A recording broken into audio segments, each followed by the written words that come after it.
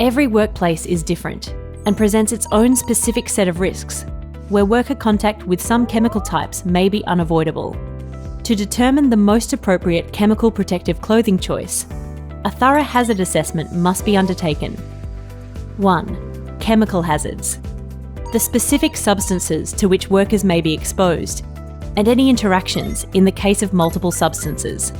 2. Physical hazards, including the likelihood of abrasion, tear or puncture to clothing, along with exposure to fire, cold, heat and humidity. 3. Exposure type. Whether the chemical is in liquid, particulate or vapour gaseous form, and whether exposure is brief or extended contact or occasional splash. 4. Exposure time.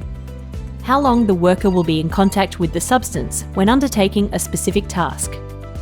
5. Physical effects. Understand the specific potential health effects resulting from exposure. 6. Determine whether the use of protective clothing will introduce new hazards. The EU developed harmonised product standards for protection, or types, in chemical protective clothing.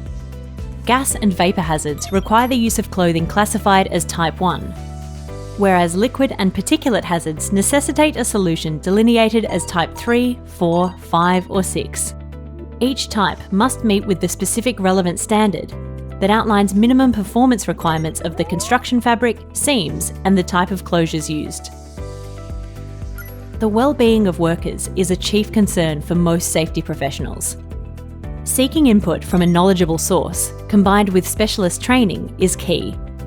Ansell's Chemical Guardian service is an online tool that provides access to permeation data on hundreds of common chemicals and can help identify the suitable protective clothing options to deliver the optimal result when it comes to PPE selection. For more information or to subscribe to Safety Briefing, go to www.ansell.com.